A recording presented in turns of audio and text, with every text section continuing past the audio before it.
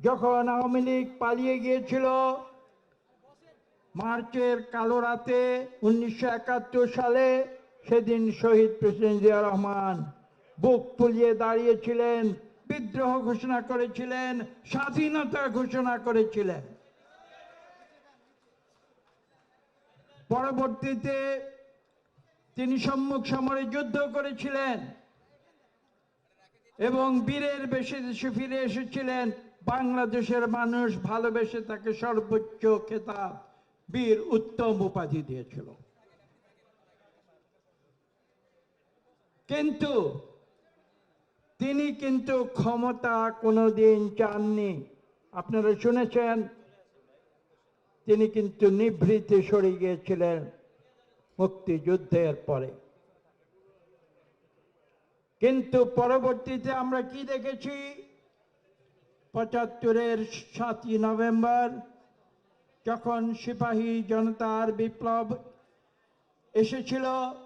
এসেছিল তৎকালীন আওয়ামী লীগের একদলীয় বাকশালকে অপসারণ করার জন্যে, তখন বাংলাদেশের মানুষ সিপাহী জনতা ভালোবেসে শহীদ প্রেসিডেন্ট জিয়া রহমানকে আহ্বান করে এই দেশ পরিচালনার দায়িত্ব জোর করে তার উপরে চাপিয়ে দিয়েছিল। তিনি স্বেচ্ছায় আসেননি এবং সেই দায়িত্ব তিনি পালন করেছিলেন অত্যন্ত স্বল্প সময়ের জন্য, এবং সেই স্বল্প সময়ে তিনি বাংলাদেশকে সম্পূর্ণভাবে তিনি রূপান্তর করে একটি আধুনিক বাংলাদেশকে বিশ্বের বুকে উপস্থাপন করেছিলেন।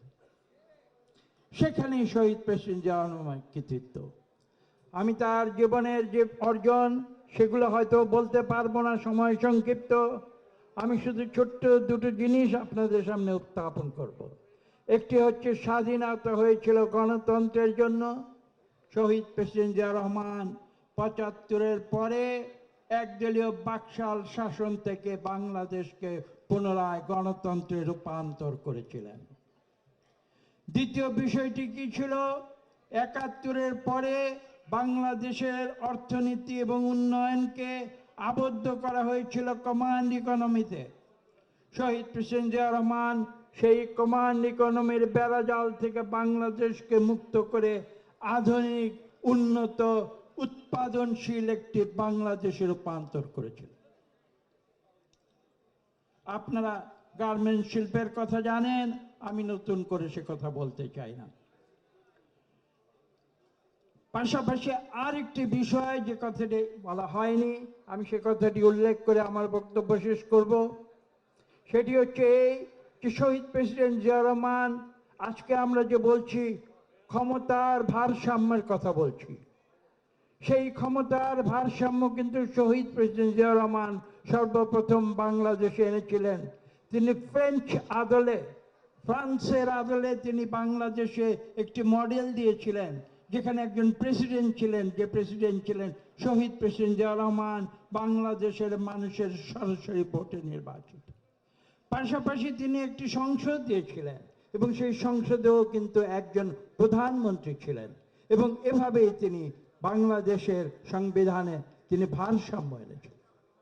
কাজে আজকে আমরা যে সংস্কারের কথা বলছি, যে সংস্কার নিয়ে আমরা সময় ক্ষেপণ করছি, আমরা বারবার বলছি সব কিছু খোল নিচে পাল্টে ফেলতে হবে, তার কোনো প্রয়োজন নেই। তার উদাহরণ শহীদ প্রেসিডেন্ট জিয়া রহমান আজকে থেকে 45 বছর আগে তিনি নিজে দিয়ে গেছেন। আমরা সেই উদাহরণ অনুসরণ করে ইনশাআল্লাহ বাংলাদেশে সকল সংস্কার শুধু করব না, সংস্কার চলতেই থাকবে, কিন্তু আমরা একটি সুষ্ঠু নিরপেক্ষ নির্বাচনের মাধ্যমে আমরা এদেশে অবিলম্বে গণতন্ত্র ফিরিয়ে আনব। আমাদের মনে রাখতে হবে বিগত বছরগুলিতে আমাদের প্রিয় নেতা জনাব তারেক রহমান আমাদের যে দিক নির্দেশনা দিয়েছেন, যার ফলশ্রুতিতে আমরা আন্দোলনের শেষ পর্যায়ে আমরা উপনীত হয়েছি এবং আমরা বাংলাদেশে একটি রাজনৈতিক বিস্ফোরণমুখ পরিস্থিতি আমরা সৃষ্টি করেছি, যেখানে ছাত্র জনতা এসে দেশলাইয়ের কাঠি দিয়ে আগুন জ্বালিয়ে দিয়েছিল। কাজে ছাত্র জনতার কাজ ছাত্র জনতা করেছে। রাজনৈতিক দল হিসাবে দেশের বৃহত্তম রাজনৈতিক দল বিএনপি তারা বাংলাদেশে গণতন্ত্রে ফিরে আনার ক্ষেত্র প্রস্তুত করে দিয়েছে, একথা কেউ অস্বীকার করতে পারবে না।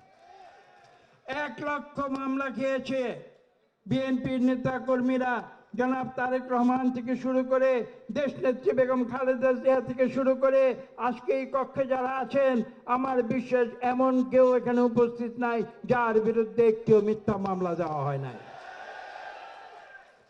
কাজে আজকে আমরা এই সত্যকে পুনঃপ্রতিষ্ঠিত করব যে আমরা ক্ষমতার জন্য রাজনীতি করি নাই, আমরা বাংলাদেশের মানুষের গণতন্ত্র ফিরিয়ে আনার অধিকারের তাদের সেই অধিকার ফিরিয়ে দেবার জন্য আমরা জীবন পণ করে রাজনীতি করেছি। এবং আজকে কথা বলার সময় নেই, আজকে জন্মদিনের আনন্দ উৎসব করার সময় নেই। আসুন আমাদের দেশনেত্রী বেগম খালেদা জিয়া আমাদের যে আপোষহীন রাজনীতির শিক্ষা দিয়েছেন সেই শিক্ষা অনুসরণ করে এবং আমাদের ভারপ্রাপ্ত চেয়ারম্যান জনাব তারেক রহমানের যে দিক নির্দেশনা সেই দিক নির্দেশনা অনুসরণ করে আজকে শহীদ প্রেসিডেন্ট জিয়া রহমানের জন্মদিনে আমরা এই প্রতিটি নিচ্ছি যে আমরা ইনশাআল্লাহ বাংলাদেশের মানুষের কাছে গণতন্ত্র ফিরিয়ে দেব, এটা কেউ ঠেকিয়ে রাখতে পারবে না।